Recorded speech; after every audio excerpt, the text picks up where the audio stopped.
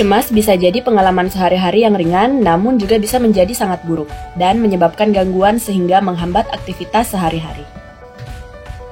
Sebelum lanjut membahasnya, pastikan teman-teman sudah subscribe dan klik loncengnya ya untuk selalu mendapat pemberitahuan video baru. Pengalaman kecemasan seringkali berbeda dan pemicunya terkadang tidak diketahui pada setiap orang. Namun, secara umum perasaan cemas timbul akibat dari antisipasi diri terhadap bahaya. Keadaan ini juga dapat diartikan sebagai tanda-tanda perubahan yang memberikan peringatan akan adanya bahaya pada diri seseorang. Pendapat lain menyatakan bahwa kecemasan merupakan perwujudan dari berbagai emosi yang terjadi karena seseorang mengalami tekanan perasaan dan tekanan batin. Kondisi tersebut membutuhkan penyelesaian yang tepat sehingga seseorang akan merasa aman. Secara klinis, gejala kecemasan dibagi dalam beberapa kelompok, yaitu gangguan cemas atau anxiety disorder, gangguan cemas umum atau generalized anxiety disorder, gangguan panik, panic disorder, gangguan fobik, phobic disorder, dan gangguan obsessive compulsive atau obsessive compulsive disorder. Gejala-gejala psikologis adanya kecemasan bila ditinjau dari beberapa aspek antara lain pikiran, di mana keadaan pikiran yang tidak menentu seperti khawatir, sukar konsentrasi, pikiran kosong, merasa sangat sensitif, dan merasa tidak berdaya. Reaksi biologis yang tidak dapat dikendalikan seperti berkeringat, gemetar, pusing, jantung berdebar-debar, mual, dan mulut kering.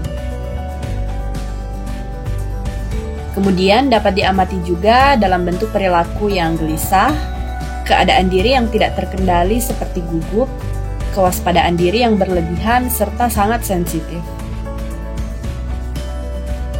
Nah, mari kenali tingkatan kecemasan untuk lebih mengetahui pengalaman cemas yang pernah kita alami.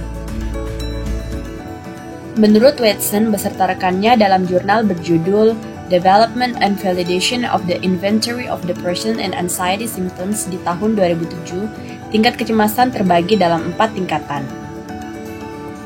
Yang pertama, kecemasan ringan. Kecemasan ini berhubungan dengan ketegangan dalam kehidupan sehari-hari. Keadaan ini menyebabkan seseorang menjadi waspada dan meningkatkan fokus persepsinya. Kecemasan ini dapat memotivasi belajar dan menghasilkan pertumbuhan serta kreativitas.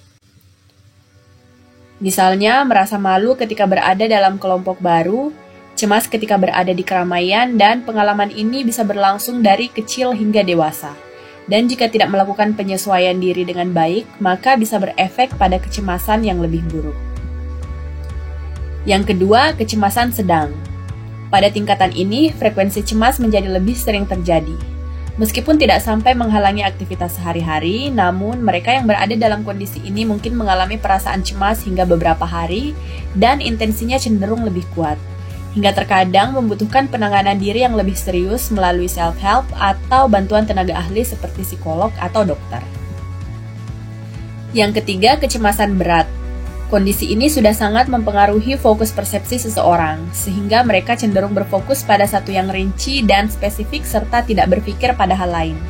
Semua perilaku ditujukan untuk mengurangi ketegangan dan cenderung mengganggu aktivitas sehari-hari. Mereka yang ada dalam kondisi ini biasanya mengalami peningkatan detak jantung yang konstan, terkadang diikuti perasaan panik dan penarikan diri dari pergaulan sosial. Terkadang juga bahkan ada yang tidak bisa menanganinya dengan baik dan beralih pada perilaku destruktif seperti minum alkohol berlebihan hingga menggunakan zat atau obat-obatan terlarang. Yang keempat, tingkat panik. Panik merupakan disorganisasi dan menimbulkan peningkatan aktivitas motorik. Menurunnya kemampuan untuk berhubungan dengan orang lain, persepsi yang menyimpang, dan kehilangan pemikiran yang rasional. Tingkat kecemasan ini tidak sejalan dengan kehidupan, dan jika berlangsung terus dalam waktu yang lama, dapat terjadi kelelahan bahkan kematian. Beberapa orang mengalami pemicu kepanikan yang berbeda-beda, dan serangan panik umumnya berlangsung selama 10 menit. Serangan panik ini biasanya ditandai dengan detak jantung meningkat, nafas cepat, ketakutan ekstrim, mual, dan pusing. Semoga informasi ini bermanfaat. Terima kasih telah menyaksikan. Ingat subscribe, like, share, dan sampai jumpa.